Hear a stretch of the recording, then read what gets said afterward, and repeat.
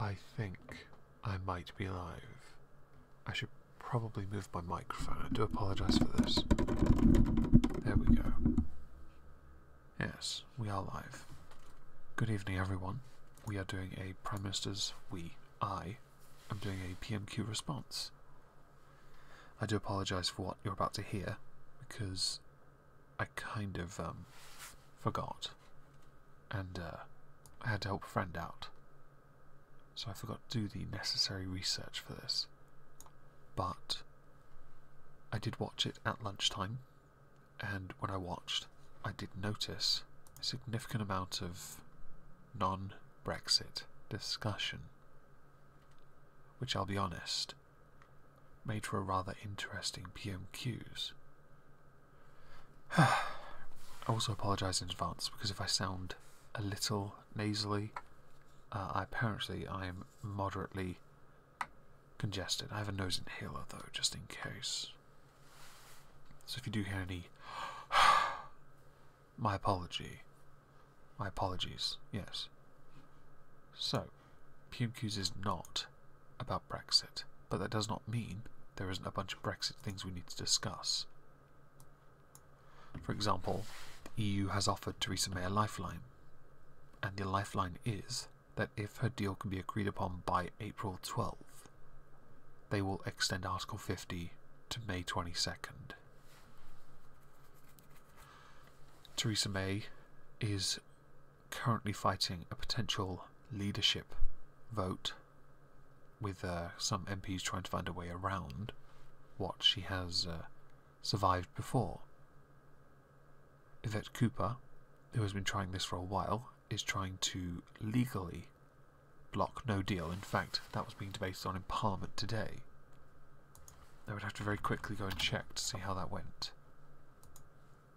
I know that Theresa May and Jeremy Corbyn were going to meet up, and they were going to discuss Brexit and try and find a mutual consensus. Now, the issue with this is that Theresa May wants to keep no deal on the table. Jeremy Corbyn wants a customs union, single market, and close alignment with EU policy. There is a mountain of problems with this, because it's cherry-picking the EU membership. This has also pissed off a number of other parties who want to be involved in the discussion. The problem is, if you include the SNP, they don't want to leave, so anything they suggest involves remaining. You can't include the independent group, because they also want to remain. You can't include the Liberal Democrats because they're not a party.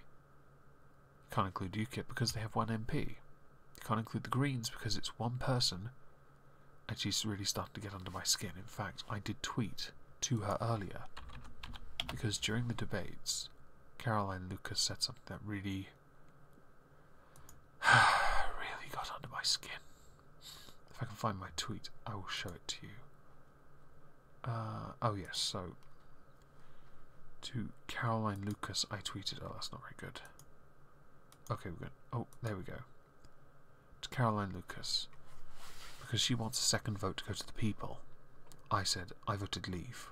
I know why I voted leave, because she thinks some people question it. I do not need a second vote. If a second vote happens, I will not vote in it. Do not disrespect my democratic vote by getting me to, quote, vote again. I do not care about the chaos caused, which is an excuse she raised. Respect my decision. She also made the argument that of the 17.4 million people that voted, they only represented 30% of the population, which I think is really, really silly. It's an argument that has been used. I will link the tweet, by the way, for those who are interested in checking out that tweet and giving me all the attention in the world. Yes, I know the Cooper-Letwin readings have passed, and I keenly await the update. And no deal cannot be blocked, because no deal is a legal default. You cannot block something that is fact. It is written in both EU law and British law. You can remove it from our law, but you can't remove it from their law, meaning that we cannot leave with no deal off the table. It's that simple. And if somehow they manage to pass it, what happens next is they're trying to make it so that the extension is indefinite, kind of like the backstop, in the sense that many argued the backstop would be an indefinite backstop, but that's not what would happen. I don't support the backstop, but I know why it would exist. I don't agree with it, though. Other things that cropped up would include the British Democratic something, English Democratic something, claiming the UK has already left the EU. Yeah. And then the Telegraph reporting on the dire consequences of a no deal, which would include us being unable to travel abroad with our pasties and our pork pies. I would like to point out now, I'm not a big fan of pork pies, and as far as pasties go, if I wanted to eat something that smelt like body odour, I'd just go and buy Gingsters or lick a hobo's armpit. I'm not a fan of pasties. Anyway, since the subject is not Brexit for the most part, I thought I'd get this out of the way now. I do know there has been a report on Theresa May Jeremy Corbyn's meeting, which is going to be referenced in Parliament, and I do think that there is they have said the conversations were constructive. Let's hope that continues, because they need to talk. And while they're saying the Tories are the ones that need to compromise, I would argue Labour need to as well, because they're the ones now pushing for policies that go against a number of what their constituents voted against. And I want to also make it clear, why are the 17.4 million people being made to compromise and give way for everything, essentially, to the 16.4 who apparently are more worthy of being helped than those that said we leave. I do apologise to the chat, by the way, for not noticing you. I wanted to get this out of my system first. So, good evening, Angry Scotsman, Sareem, The Dead and the Dad, Leslie, Rob, Adam, Scott Carr, Joe, Horny Hippo, Stargazer, Prospero, Peter, Dominion, Leslie, Caitlin. Let's see, anyone else? Furry Kitten, we are here. Socky, of course. Hello, Socky. Hope you are all having a lovely evening. So let's get into this. Let's turn that volume right up. Why is there no sound? Oh, I muted YouTube. Minister. Thank you, Mr. Speaker. Mr. Speaker, April marks 50 years since the launch of our longest sustained military operation. Wait. I'm on the UK Parliament official channel here. And you have an ad? That's disgusting. And I get demonetised on everything. Operation Relentless, the beginning of our continuous at-sea deterrence. I'm sure all members from all sides of the House will want to join me in paying tribute to all the generations of Royal Navy submariners. Yeah, no one cares. Hello, Mrs. Noss, Paul, and Wandering Lisa, and Gulf City Synthesizer, and Fairy Kitten. Their families who sacrificed so much, and all those involved in protecting our nation. Mr. Speaker, tomorrow marks 70 years since the founding of NATO. Let me assure the House that under this government, the United Kingdom will continue to play our leading role in NATO as it continues its mission of keeping nearly 1 billion people safe. There is an ever so slight dig here, aimed at Labour, because Jeremy Corbyn wants to pull out of NATO. That's why she's very emphatic about Conservatives' position on NATO and protecting Europe as a whole. Mr. Speaker, this morning I had meetings with ministerial colleagues and others. In addition to my duties in this House, I shall have further such meetings later today. And yes, Theresa May is in fact wearing the anal beads. Maybe I should add anal beads to my set. You know, just have some anal beads on this set somewhere, and have what's his name, Blackford, appear when the time is right, and have him, maybe a cardboard cutout of him rustling paper in the background. I'll talk to Christina Prime and see what she can do. Mr. Jim Cunningham. Thank you very much. Can I assure the Prime Minister I'm not going to raise Brexit? That will be raised later on. But I'm also going to raise another very important issue. Consultants and doctors in my constituency at the University Hospital have raised the issue regarding the NHS pension scheme tapered annual allowance for doctors and consultants. The consequences are doctors retiring early, turning down additional shifts, fear of paying high tax bills to the government's annual allowance taper, resulting in longer waiting times for patients, shortage of doctors and consultants. Will she raise this with the Chancellor as soon as possible and inform me regarding her answer? Yeah. Prime Minister. Wait, did Yvette Cooper's constituents vote leave? Oh, that's brilliant. Also, her name is spelled Y-V-E-T-T-E. That's amazing. Hello, wristy gymnast, by the way.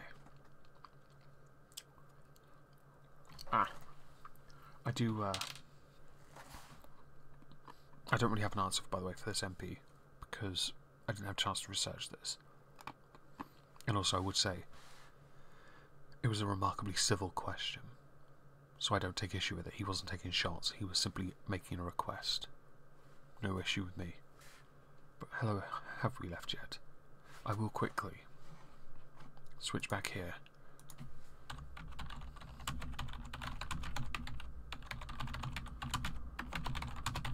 Let's have a look. Every Leave constituency where the MP voted remain. Okay. Is there a video for this? Oh no, this doesn't. Oh. No, that's. I need a search thing instead, not this. Norman Pontefract and Castleford, right. This would help. No, it's a voting. That's a voting record. That's not Brexit. Ah dear. Here we go. An MP yourself. Right. I have a video. Right. Here, oh, that's not good. This one will do. What is the outcome that you would like from Brexit? Do you accept that we must leave the EU? I want us to get a workable deal that for me should include a customs union. I think there's also stronger security agreements that are needed, and we've pursued that a lot in the Home Affairs Select Committee, but particularly for me it's about getting a customs union, because I think that when you've got manufacturing industry, I've got a lot of northern manufacturing. Okay, that doesn't answer the question at all. Let us. Northern Midlands. No. Thank you. Let's find it, because you have me very much interested right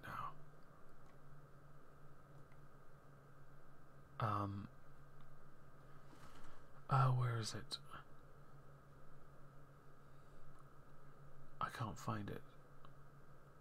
No, that's about the Brexit plan. Okay, let's go this. Normanton.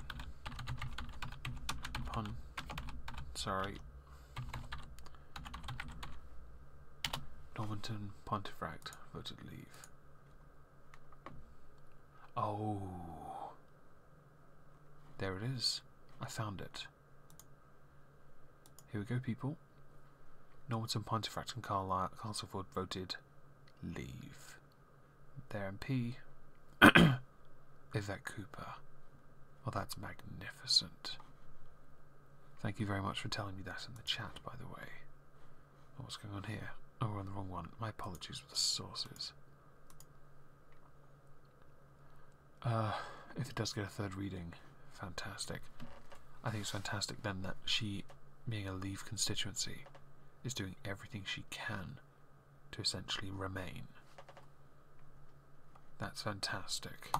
I'm aware of the issue that he has raised, and in fact the Chancellor of the Treasury are already in discussion with the Department of Health and Social Care on this very issue. He will have noticed the Chancellor is on the bench and has heard the point that he has raised, and I'll make sure that what comes out of those discussions is that we can confirm that to the Honourable Gentleman. Sir David Amis. Party loyalty is being severely tested Is my right honourable friend aware that as the country and the world ponders if Brexit means Brexit and if we are going to make a success of it, Southend-on-Sea has been welcoming ambassadors from all over the world to work in partnership and investment, looking at our pier and building a new marina? So will my right honourable friend consider bringing forward a meaningful vote, for which I believe there is a majority in the House, that Southend-on-Sea be declared a city?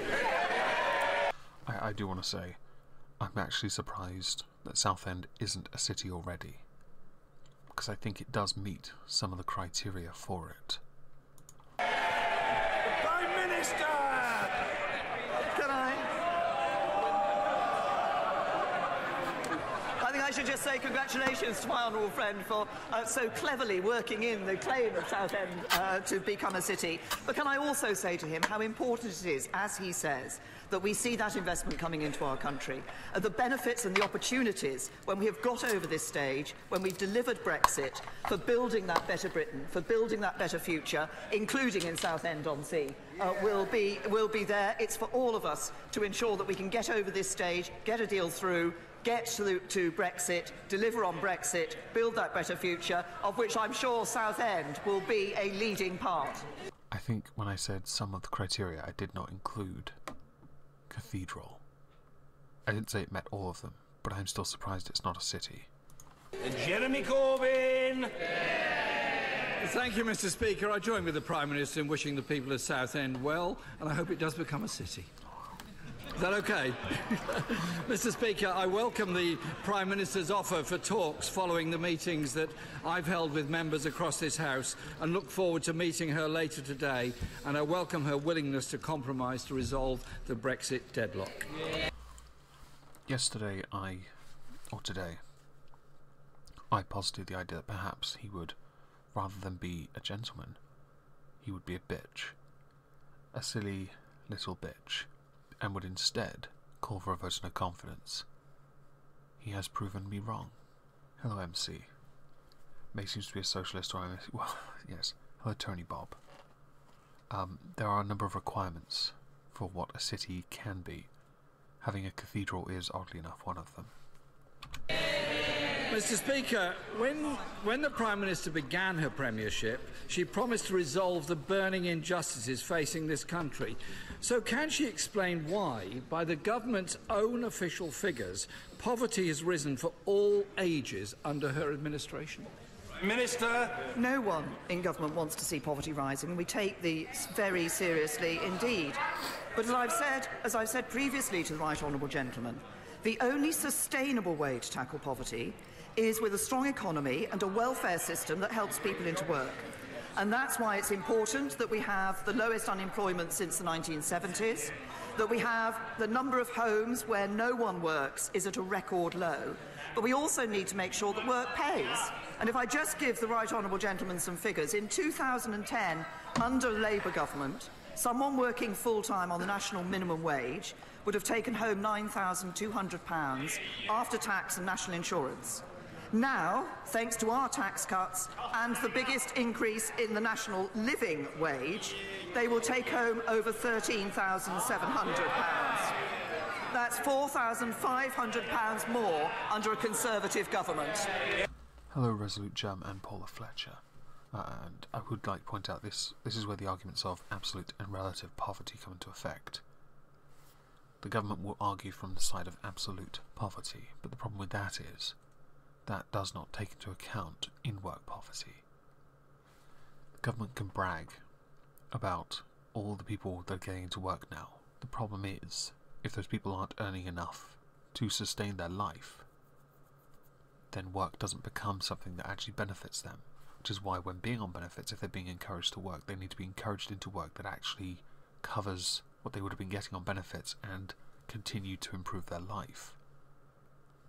Whereas the Labour Party argue from relative poverty, so they take the stance of what I just mentioned.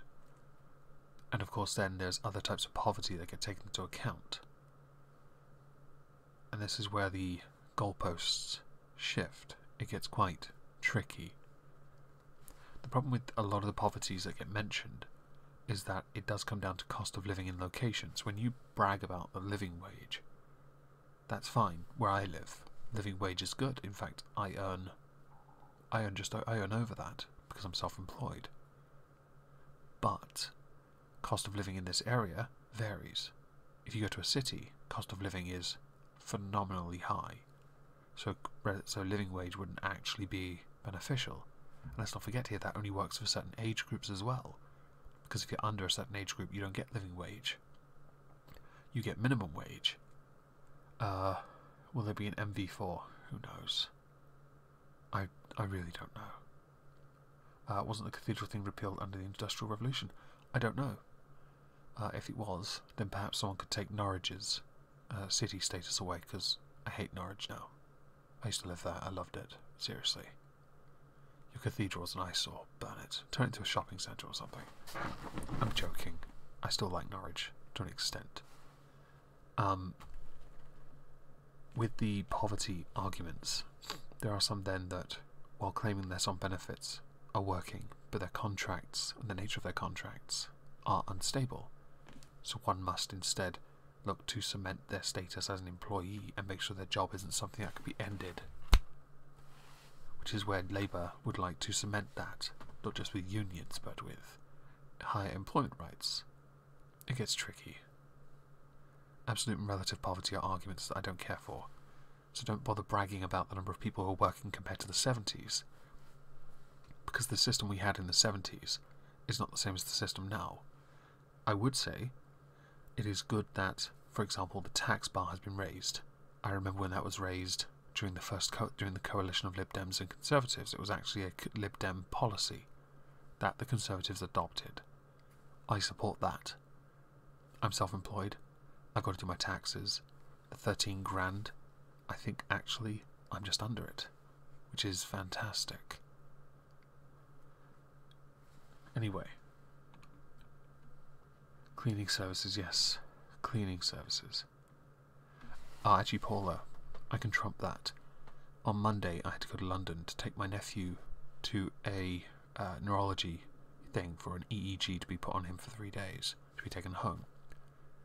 I had a raging headache. It hurt so much. I even told the hospital and asked them if they could just give me some paracetamol. They said no, so I had to go buy some. Hear that? That is the sound of 12 Nurofen. Take a wild guess how much 12 Nurofen cost me in St. Thomas's.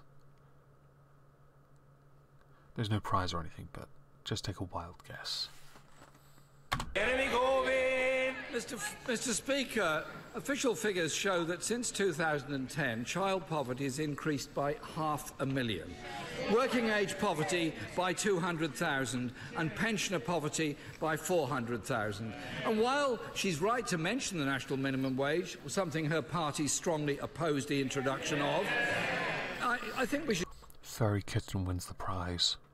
Just be aware of what the national minimum wage actually means. It's £8.21 for over 25s. It's £8.21 for 21 to 24-year-olds. It's only £7.70, and for apprentices, it's just £3.90 an hour. That's because they're apprentices. Their income, what they would earn, partially goes because of how the money is obtained from funding. So it offsets for their education. That's the whole point of an apprenticeship. You're not meant to be earning a full-time wage, you idiot. These are poverty wages. Mr. No, they're not. It's not inequality either. One does not simply go from being a child to an adult and earning everything. That's not how this works, nor how it should work. Speaker, there are now 8 million people in this country in work and in poverty. Many on middle incomes are struggling to make ends meet. Depends where they live. Universal credit is failing. Will the Prime Minister... In some places. It's not failing everywhere. Yeah. I once had a chance to do an apprenticeship, by the way, at BT. And I was offered a 12 grand a year salary. It is entirely dependent on the nature of the apprenticeship, the region of the apprenticeship, and the, well, actually nature being what would include the type, the occupation, because I was doing tech support essentially. It was easy, so it does depend. At the least today, halt the rollout of universal credit and agree to a thorough review of it. I do agree that universal credit needs to be reviewed, but I don't agree with it being halted, because then that means going back to systems that were too many and that would cause more problems. In fact, I'd argue it would cause a mountain of problems that we couldn't truly resolve. It hasn't harmed the majority of cases. There are a number of cases, a lot of them that have been reported. I have 3 members of my family, my sisters, who are on it, and one of them has an issue with it. There are content creators I know that are on it, and they don't have an issue with it. And no vomit sausage I would not have, thankfully. Hello Grey Day, by the way. And Davey, I do think it is dependent on where you live. It is so important. And this is an argument that people in that particular chamber don't quite get it, although some do. They argue for their constituency. But when you're in high office, or opposition high office, you're elite now. You're no longer thinking of the little people. You'll argue for or against them, but you don't actually understand them anymore. Prime Minister! As the Right Honourable Gentleman knows, as we've been rolling out universal credit, we have been making changes to it.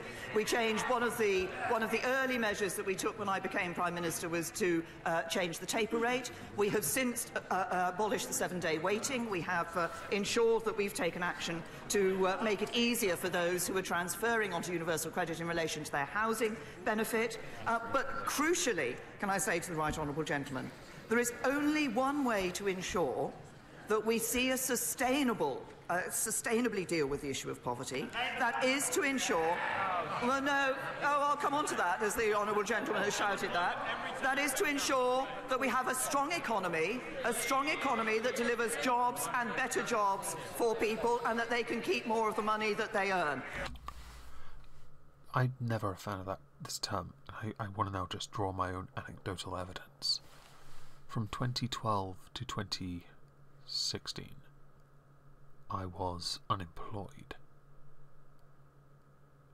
I don't think I ever benefited from any of this strong economy stuff, and I was forced into self-employment. Now, I've made a reasonable success of it, no thanks to, well, actually mostly thanks to you guys. But these policies, you don't brag about them because it doesn't actually help the little people. It really doesn't. And not enough is really done to help the more isolated regions of the country. So perhaps instead of focusing only on the cities, which is what I've noticed, why don't you just, I don't know, invest in areas that need it more, as opposed to just keep renovating and restoring places like Manchester, which is constantly being restored and renovated. It's ridiculous now. And what do we know would happen? Well, from behind him, from a sedentary position, one of his honourable friends says the answer is a Labour government. A Labour government that would spend £1,000 billion more than this than has been proposed. What's another number for 1,000 billion, everyone? And hello, Dr. Cap. There is a word for it. I don't know why she didn't use it. A Labour government that would put up taxes, a Labour government, a Labour Party that has opposed tax cut after tax cut. That's how you help working people. Tax cuts, keep people in work, better jobs, high employment. That's under the Conservatives. And look, everyone got it. Hello to... I can't pronounce your first name. Let's go with K. You are quite right. Trillion is the word.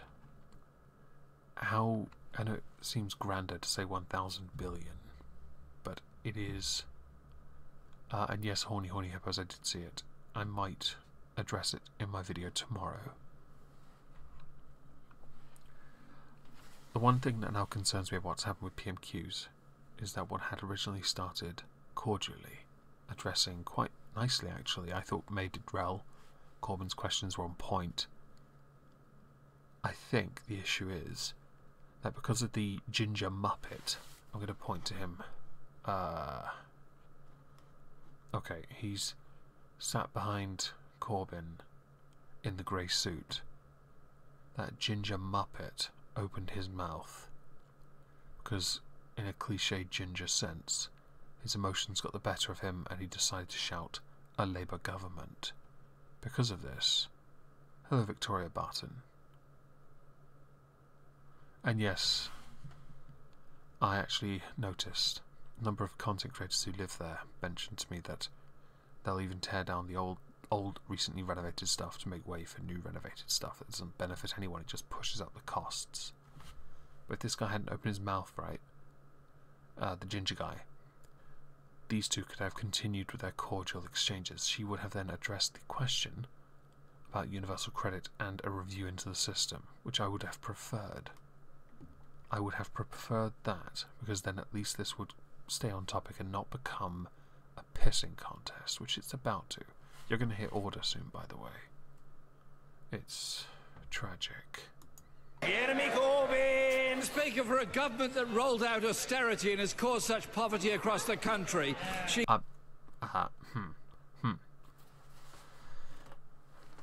Let me take you all back to 2008. What's more commonly known as the economic crash. The Royal Bank of Scotland bought too much, spread itself too thin, and then the government had to bail it out to the tunes of tens of billions. It caused such a problem that when Gordon stepped in, because of their own rather reckless spending, he sold off our gold reserves for maybe 30% of what they were worth. The economy tanked because of the damage done by RBS, by the damage done by Northern Rock, by the damage done by the government, the Labour government no less. Now yes, this man did in fact oppose Hello Duck Dog and Vent Hello. He did oppose the majority of Labour's spending related things because he doesn't really support capitalism, so he was against it all the time. However, when Labour were in government, they caused an economic crash. Gordon Brown isn't really looked down upon, to be honest. Unlike Cameron, unlike Blair, because no one really blames him, because he was the Chancellor. He was just doing what he did with what he had based on policies he was made to enforce, although he himself was quite influential within the party at the time, so perhaps he could take a considerable amount of blame. He just doesn't, though, because no one really cares about the super exciting Gordon Brown. Hello, Mini Lisper. Yes, sorry, no money left in the Treasury. Exactly that, Victoria Barton, you are quite right. That memo is hilarious. Austerity, and I was unemployed in 2010 as well. Austerity had to be introduced. Other measures had been tried, and they failed. Quantitative easing was one of them. For those who don't know what it is, quantitative easing is when you print off money that doesn't exist and hope that the people will take it and spend it and stimulate the economy. Let's ignore the fact that the tax rate was so high that businesses and people were leaving the country, abusing loopholes so they wouldn't have to pay as much tax because it was basically the 50p tax rate. When that was lowered, things got better. Austerity has caused unending pain. I've lost so many years for unemployment. I couldn't get a job with Pfizer, where my degree was best suited, because they were hurt by the economic crash. So my degree was wasted. I have genuinely suffered under the economic crash and austerity. Do I blame anyone for that? No. I don't care for it. I don't blame austerity. I don't blame the crash. I get on with it, because that's what most people do. You just move on. The constant referral to austerity as if it was a bad thing, forgetting why it had to happen, is an insult to the British people. Hello, Teddy. And I don't like this continual use of it, because I think it's an intentional mistake on his part. He really ought to think for a moment about what she's just said. The last Labour government halved child poverty. The last Labour government brought in children's centres, brought in Sure Start.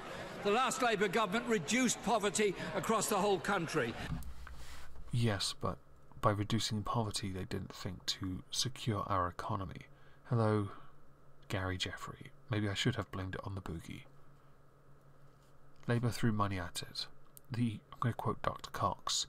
It's Tylenol. Just throw it at them. Whatever sticks, that's the correct amount.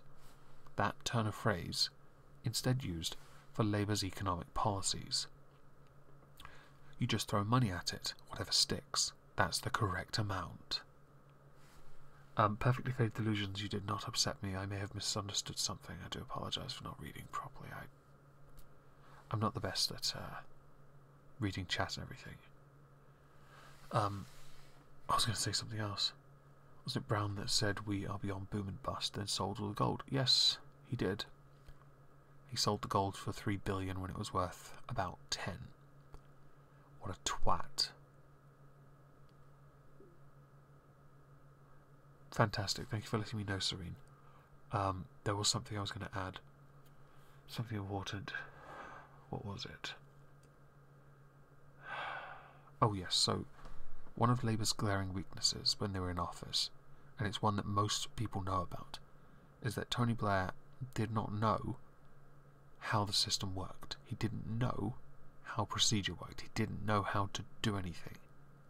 So he made it up as he went along. He believed throwing money at it solved the problem, which showed a fundamental misunderstanding for how the system worked. Because that's not how you resolve anything. You don't just throw money at it, you've got to assess it. And he never did. Now yes, 3-term election winner. Never defeated. But fuck me, that guy deserved to lose. She seems to be ignoring the true impact of universal credit. The Trussell Trust says that in areas where universal credit has been rolled out, food bank use has increased by over 50%. I am now going to introduce you to a term called post hoc ergo propter hoc. Does anyone in the chat know what that means? It's a bit of a loose one on this particular what he said. But does anyone know what post hoc ergo propter hoc means? Because it's very important. And while you guys work that out, I'm getting a drink. Ah, yes.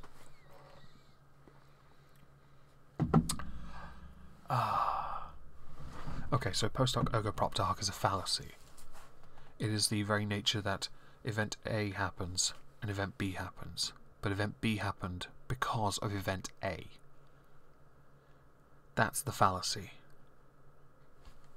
I feel like I've just taught you something. And yes, I will admit, it doesn't work entirely for this, but I do think to say it outright is a fallacy. Prospero is quite right. Causation, correlation. It is a logical fallacy. I don't care for it. I will say it doesn't apply to all places, because chances are where universal credit has failed, it will have inevitably caused that food bank issue. But he says it as if it worked in all cases. Therefore, it is a fallacy. And I remember seeing, when I saw this earlier, when I saw him say that earlier, the first words that came into my head were, that's post hoc ergo propter hoc. Get fucked. This week we also learned that another 400,000 pensioners are in poverty compared to 2010. Patriarch of the Sith, what is universal credit?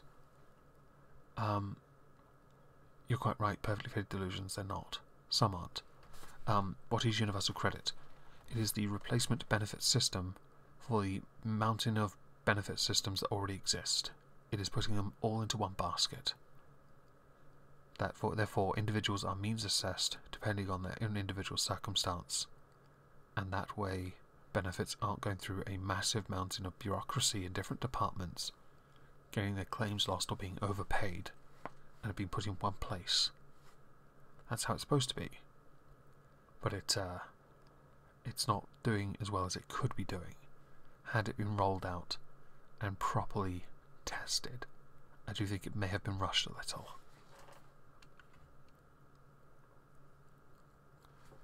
Put that on a t-shirt. Post hoc get fucked. I like that. Can you Gulf City Synthesizer tell me that on Twitter and I might do it. So why is the Prime Minister pressing ahead with cuts to pension credit for couples where one is of pension age and the other is not? I don't suppose that's because one of them is working and the other is not, do you? I'm just saying. Also, let's not forget here that some women retire younger than men. Men retire older than women, obviously. So this would actually be applicable in quite a number of cases, unless the couple were the same age.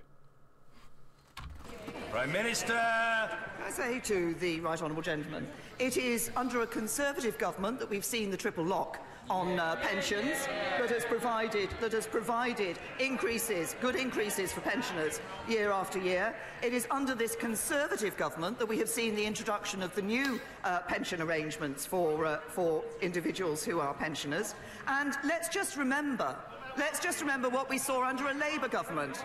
It's not under a Conservative government that we saw a 75p rise in pensions. It was under Labour. Jeremy Corbyn! Last Labour government lifted 2 million pensioners out of poverty. This government's put 400,000 more. That's wrong. While they did raise 2 million pensioners out of poverty, thanks to that economic crash, they brought them back down again. Congratulations. Into poverty. And Age UK, who I think know a thing or two about this, says that this proposal by the government is a substantial stealth cut. This year, 15,000 pensioner households could be up to 7,000 per year worse off as a result of this stealth cut. And I'm pleased the Prime Minister mentioned the triple lock, because at the last general election, the government alarmed older people by pledging to scrap the triple lock and the means-tested winter fuel allowance. Can the Prime Minister give an unequivocal commitment this is no longer government policy and it won't be in the next Tory manifesto? How would she know? She's going to resign before then. Prime Minister! Can I say to the right honourable... Right. Let's go back here a second.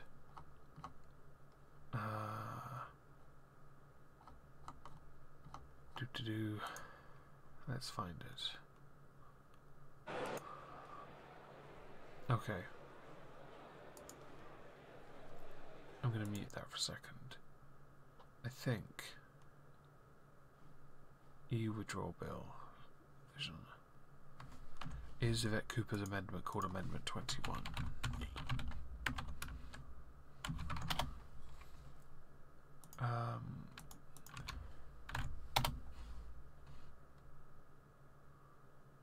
Let's have a look.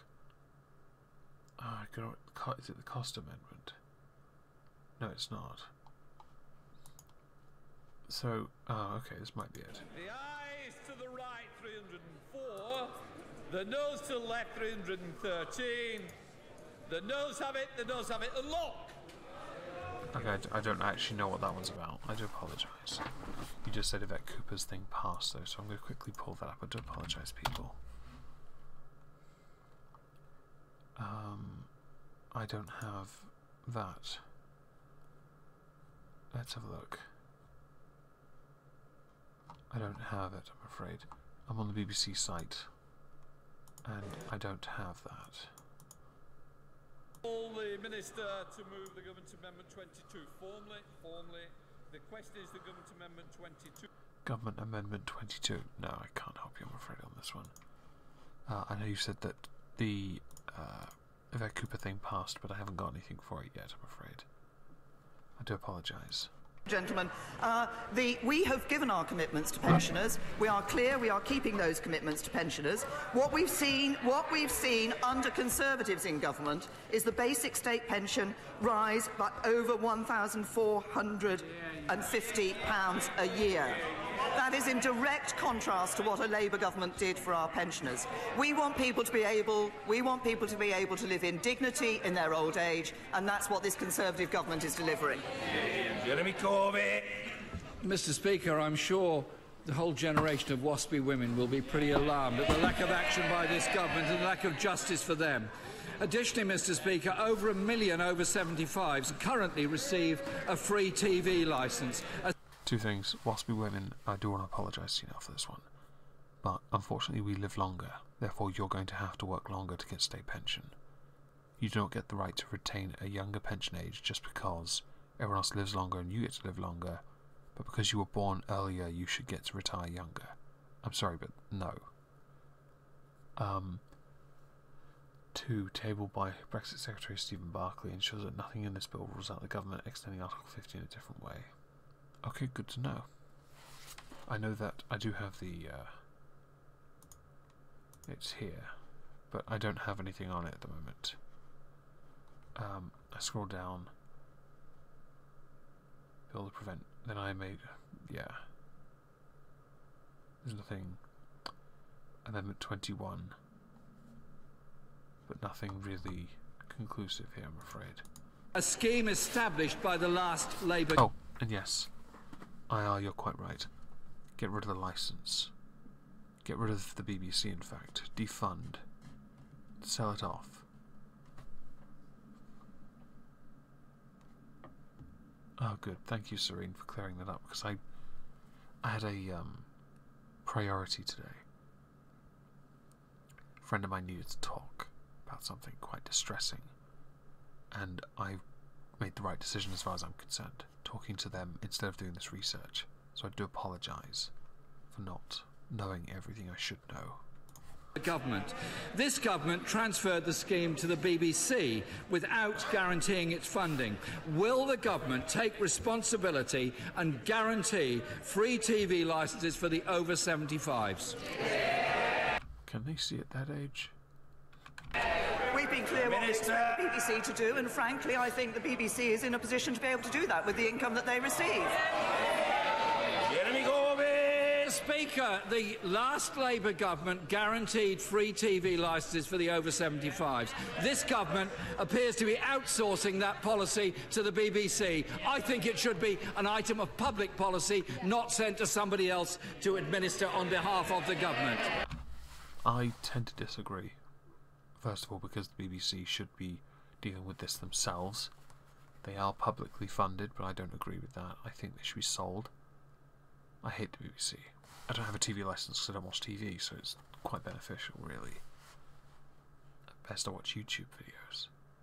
And yes, no TV licence sounds better, because it's not then us stuck with this drivel they put on TV. At that point, I'm sure even ancient people are thinking, a bullet to the head would be quite preferable right now.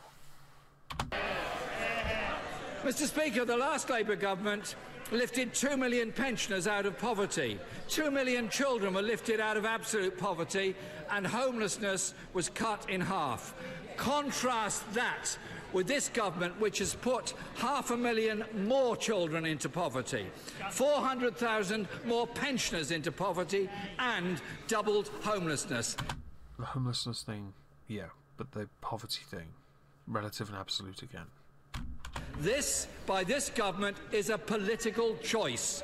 There is nothing inevitable about rising poverty, homelessness, and soaring food bank use in the 5th richest country on earth.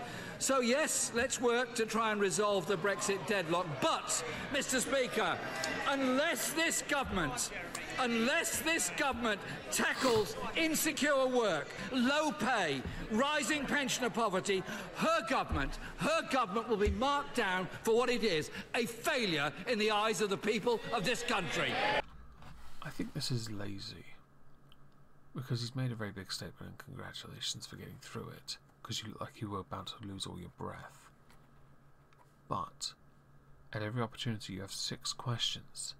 6. That was not a question.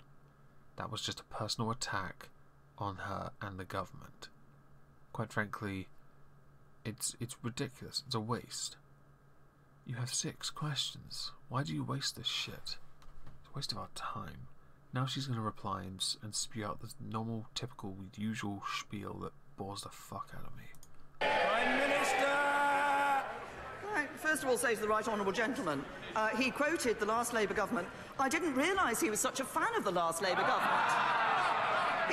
He seemed to spend his entire time voting against it when it had a Labour government. But let's just talk about what is happening under this government. Record rate of employment, wages growing at their fastest for a decade, debt falling, a long-term plan for the NHS, the biggest cash boost in the NHS's history, skills-based immigration system, more money for police, for local councils, for schools, the biggest upgrade in workers' rights for over 20 years, freeing councils to build more homes, world-class public services, better... Order! Mr. Russell-Moyle, you are behaving in a truly delinquent fashion. Calm yourself, young man. I had to have words with you yesterday. You were a bit over-eager. It's not the sort of thing I would ever have done as a backbencher. The Prime Minister! World-class public services, better jobs, more homes, a stronger economy, Conservatives delivering on the things that matter. I would point out that more jobs, just. She's right about the more homes, though, and that one is a really genuine talking point. This government, this Conservative government, have built more houses in their time than Labour ever did in 13 years, which is quite tragic. Dame Cheryl Gillan. Mr. Speaker, as this week is World Autism Awareness Week, can I ask my right honourable friend to encourage all government departments to follow the examples being set by the MOJ, DWP and Department of Health, who are taking initiatives to improve their engagement with people who have autism and their families? So basically everyone watching this stream, including me. Although I'm not watching it back, I have the chat open so it counts. Everyone's autistic, remember. Very true, they're not affordable, although there are a lot of them around where I live. They're just built on really bad marshland, so they're not really sustainable. Can I also ask her to endorse the Autism Awareness Training course for members of Parliament being offered through the All-Party Parliamentary Group and the National Autistic Society, which will be held in this House on the 1st of May. As we celebrate the 10th anniversary of the Autism Act, it would be good to see every MP go through this training course to better help their constituents. Prime Minister! Well, first of all, can I pay tribute to my right honourable friend for the work that she did to bring in the Autism Act. It was very important. It was groundbreaking. It was the first piece of parliamentary legislation to be linked to the condition of autism. And I'd also like to thank my right honourable friend and the members of the APPG for their work on this important issue, including highlighting Awareness Week, but also for ensuring that autism training is available for members of Parliament. And I hope, as she says, that members across this House do take that up. We are reviewing our autism strategy to ensure it remains fit for purpose, because we want to know what's working and where we need to push harder to transform our approach. So we will be continuing to look at this issue. My right honourable friend rightly highlighted it in the work that she did on the Autism Act, and I welcome and congratulate her on the work that she continues to do on this issue. I hope we find a way to prevent autism by by criminalising it. That will solve the autism problem. It's Ian Blackford. Alright everyone, hang on. I'll put this up. There you go everyone. I'll move it to the side a little bit. Okay, we'll put it there. The paper fiddler is in the house, ladies and gentlemen. Get ready. Thank you, Mr. Speaker. It is well known that the SNP supports the people's vote and have supported revocation. But all the way through this process, right back to 2016, the SNP and the Scottish Government have sought compromise. We have published document after document Scotland's place in Europe. We know that Michel Barnier has read it. He said it's an interesting document. Why does the Prime Minister continue to ignore Scotland's voices? Why she has restricted herself to inviting the Leader of the Opposition? Why has she not invited the Scottish Government and the Welsh Government into formal talks? Why is it that Scotland's voices are being ignored by this Prime Minister and this Government? Prime Minister!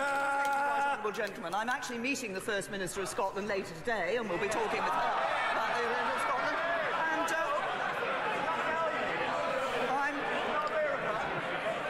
And I'm always happy to... Hello, TC. Right, Honourable Gentleman asked the question. The Prime Minister is answering it.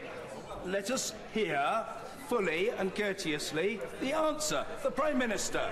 Thank you, Mr. Speaker. As I say, I'm meeting the First Minister of Scotland today, I'm meeting the First Minister of Wales later today, but the Right Honourable Gentleman says, why had I offered to meet with the Leader of the Opposition? I'm happy to meet with members across this House to discuss the Brexit issue, but I think I'm right in saying that the Leader of the Opposition and I both want to ensure that we leave the European Union with a deal, whereas, of course, the Right Honourable Gentleman, as he's just said, has a policy of revoking Article 50. That means not leaving the European Union at all.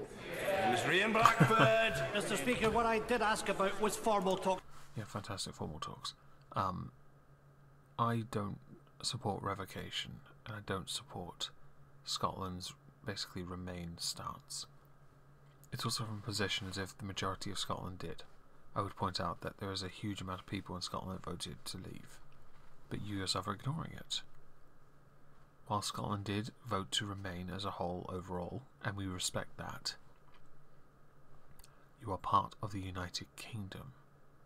Therefore, you must respect the wishes of the other 3 nations. The only way you're going to beat them is by out-fucking them. I'm well aware that my friend and colleague is meeting with the Prime Minister this afternoon. But I will say this to the Prime Minister. Order.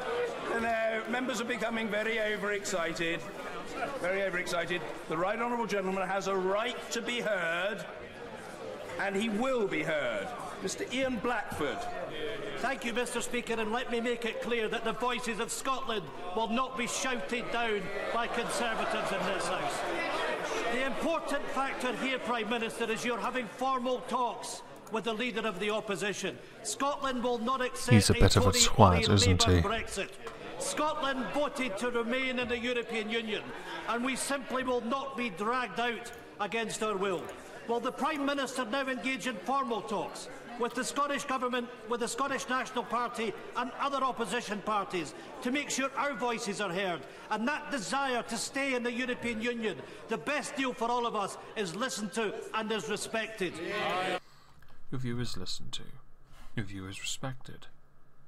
But your view is that of the losing side. Therefore, you do not get as much of a say as those that voted leave.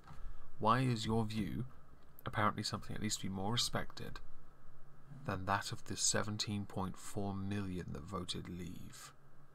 Why is it so important that you be heard over them?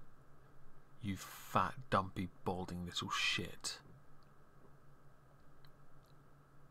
Go fuck a piece of A4 and give yourself a paper cut down the street and not across the road. I don't need her answer. Actually, no, I'm going to give her answer because there was a question afterwards I want to cover because it's quite good. Confirmatory referendum. No. I've just said to the gentleman, as he knows, because he and I have met before and talked about these issues, as I have done with other party leaders across this House. I'm always happy to meet party leaders across this House, but I want to find a way forward. I want to find a way forward that delivers on the referendum, that delivers Brexit, and does it as soon as possible, that does it in a way which means we don't have to fight the European parliamentary elections, and does it in an orderly way for this country. And he talks about voices from Scotland. I can assure him there are indeed strong voices for Scotland in this House. They sit on the Conservative benches. Nigel Adams! Mr. Nigel Adams! Earlier today, Nigel Adams quit the front bench. Just thought I'd mention it. This is why he's getting cheers from the back benches. Thank you, Mr. Speaker. Can I urge my right honourable friend, the Prime Minister, can I urge her, on behalf of all the people of Selby, to put her weight behind the campaign for step-free access for Stelby Railway Station? I'm sorry to disappoint colleagues of my line of fire. This is very important, Mr. Speaker, for the people of Selby. It is totally unacceptable that in this day and age, those that are unable to walk upstairs, people with disabilities, are denied access to public transport. And the people of Selby demand action. I've got to admit, I actually quite enjoyed that question because he said it really seriously. And I do actually, by the way, fully support that kind of access for train stations. I really do. I just think that's brilliant. That he quit the government, had the balls to stand up and ask something completely off topic, which I think is fantastic. God love local politicians anyway. Anyway, we are done here. This is... oh, hell. Now, my friend, Diskanar, I'm going to tell you a little story. Earlier today, my friend Diskanar was in a car crash. Now, he is currently streaming some Skyrim over on Twitch. And as I'm leaving, I'd very much appreciate it if you would consider going over to his Twitch and giving him a follow. Because he does YouTube as well. But he only linked his Twitch on Discord for me. So I'm going to go now and watch that and chill and record tomorrow's video. Thank you all very much for joining me, and have a lovely, lovely evening.